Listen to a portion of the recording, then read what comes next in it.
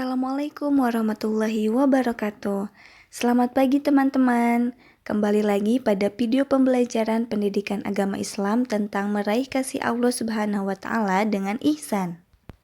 Nah, teman-teman, ini tujuan pembelajaran kita hari ini. Ada 5 poin dan poin pertama membaca Quran surat Al-Baqarah surat kedua ayat 83 dan hadis tentang ihsan. Yang kedua, menganalisis Quran Surat Al-Baqarah Surat kedua ayat 83 dan hadis tentang ihsan. Yang ketiga, menganalisis hikmah dan manfaat ihsan. Kemudian yang keempat, menghafal Quran Surat Al-Baqarah Surat kedua ayat 83 dan hadis tentang ihsan.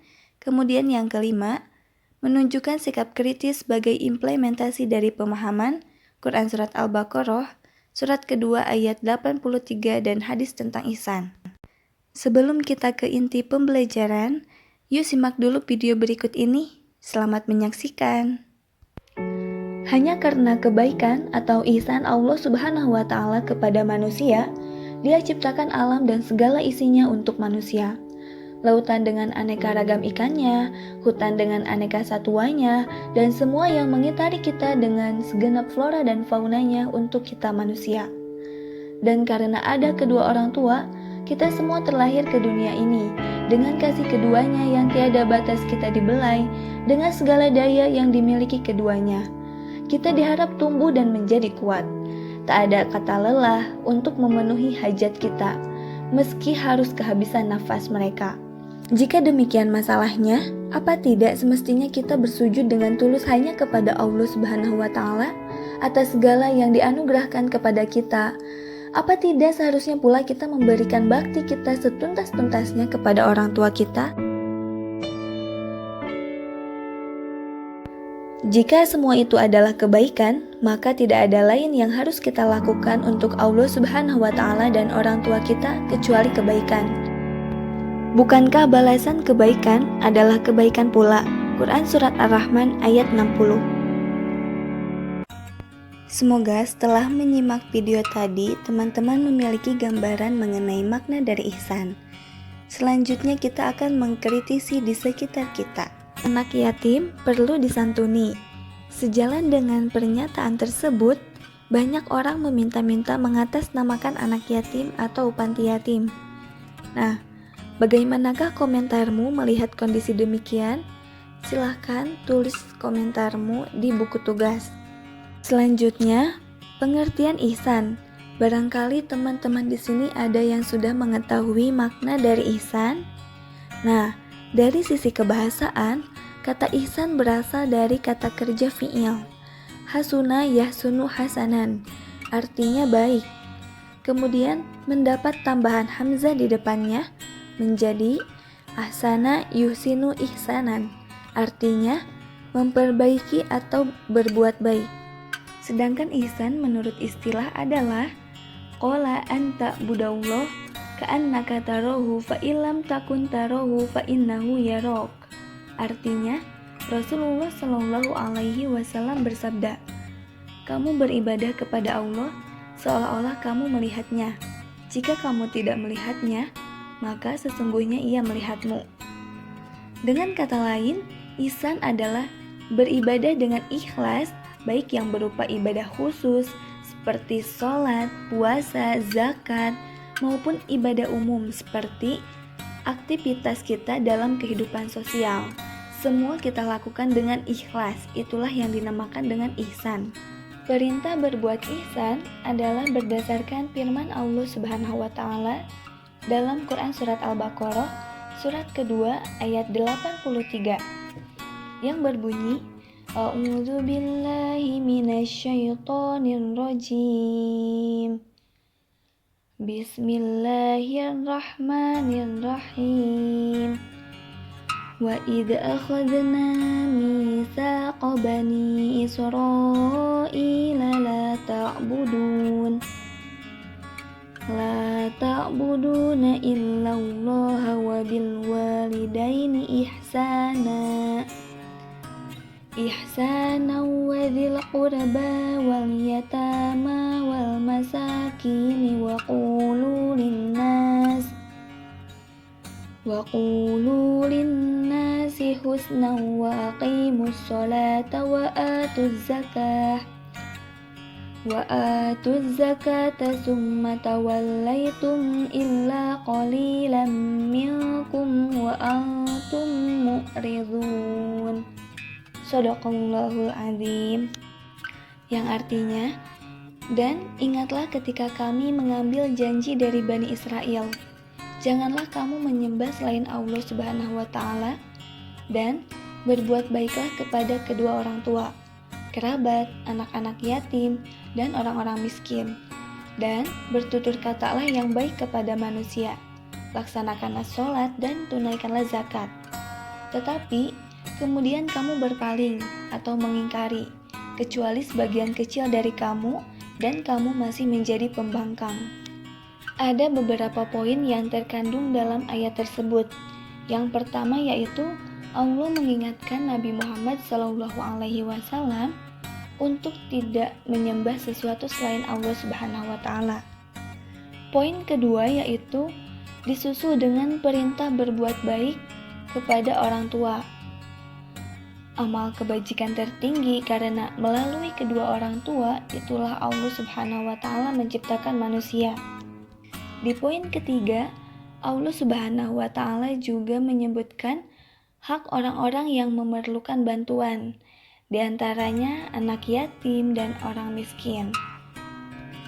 Nah, setelah memerintahkan berbuat baik kepada orang tua, keluarga, anak yatim dan orang miskin, Allah Subhanahu wa Ta'ala juga memerintahkan agar mengucapkan kata-kata yang baik kepada sesama manusia.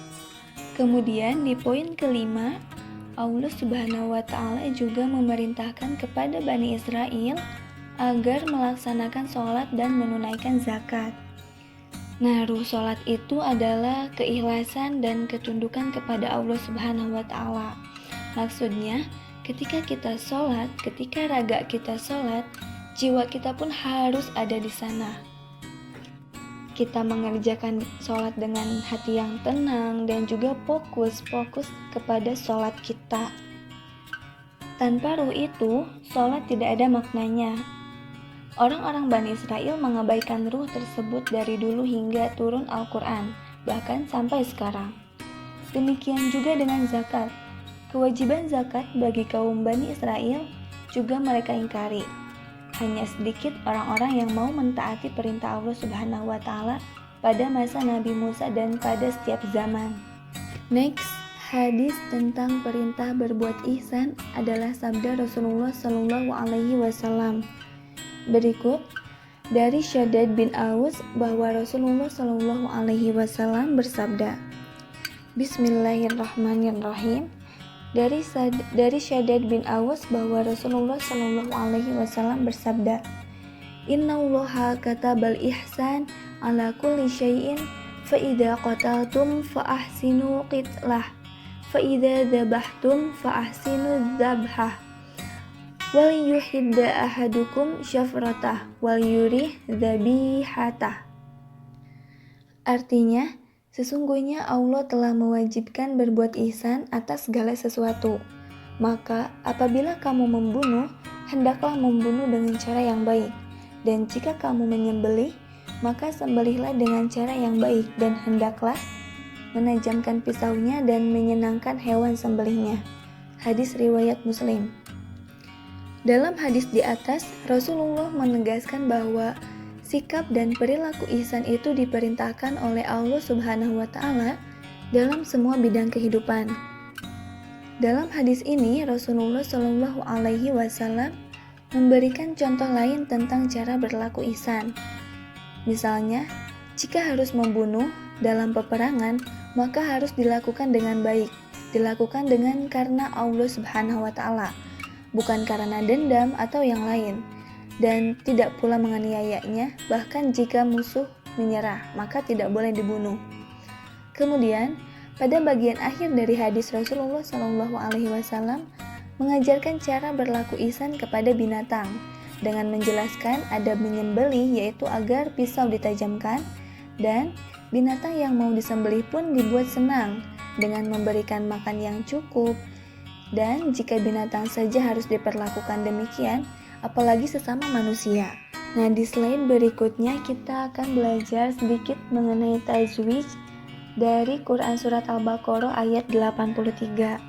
Di sini ada lafal, ada hukum bacaan, dan juga alasan. Kita ke nomor 1 saja. Lafalnya Israila. Nah, di sini disebut hukum bacaan mad wajib muttasil. Mad wajib muttasil ini dibaca, panjangnya dibaca sebanyak 5 harkat atau 5 ketukan. Israila. Nah, selanjutnya alasan lafal ini disebut dengan mad wajib muttasil adalah karena mad tabi'i diikuti hamzah dalam satu kata.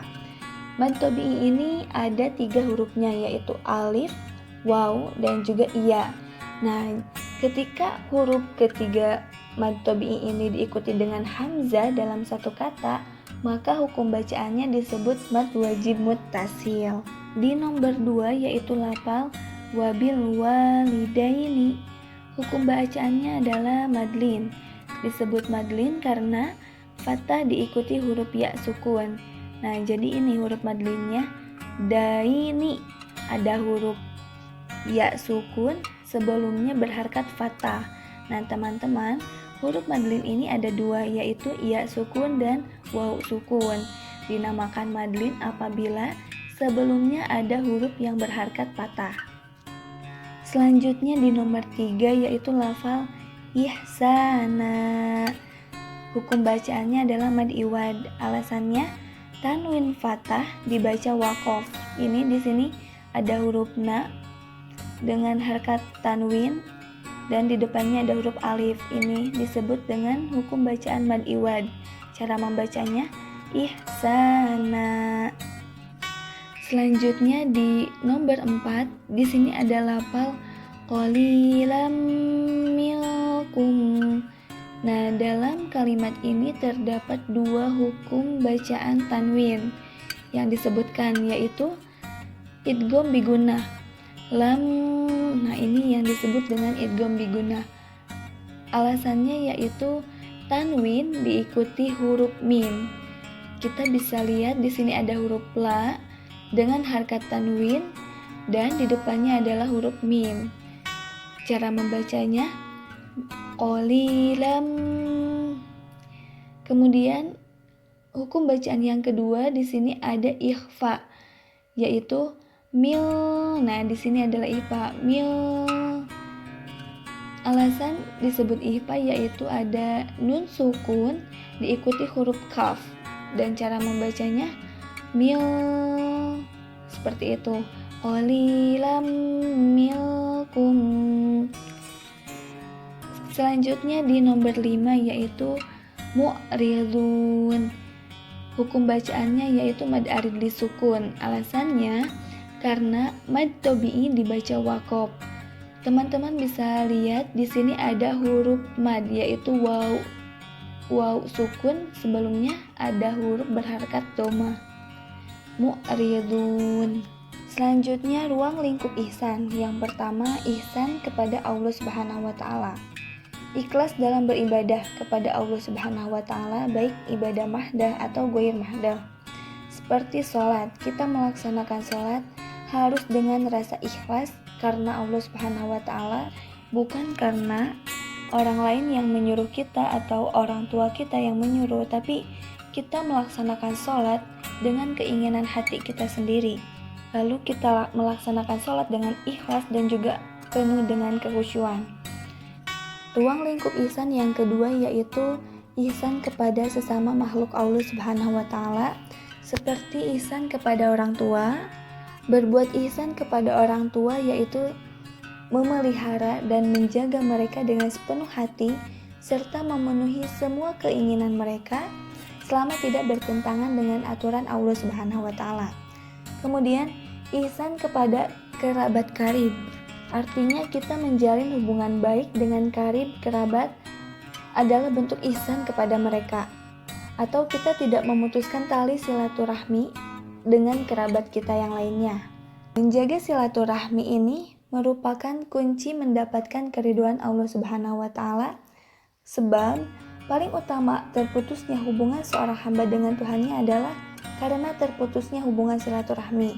Nah, jadi teman-teman tolong diingat, jangan pernah kita memutuskan tali silaturahmi bersama sahabat, teman, ataupun dengan kerabat teman-teman yang lainnya. Selanjutnya, ihsan kepada anak yatim. Berbuat baik kepada anak yatim ialah dengan cara mendidiknya dan juga memelihara hak-haknya. Kita juga perlu berbuat baik kepada anak-anak yatim. Kemudian ada juga ihsan kepada fakir miskin. Artinya kita berbuat ihsan kepada orang miskin dengan memberikan bantuan kepada mereka, terutama pada saat mereka mendapat kesulitan.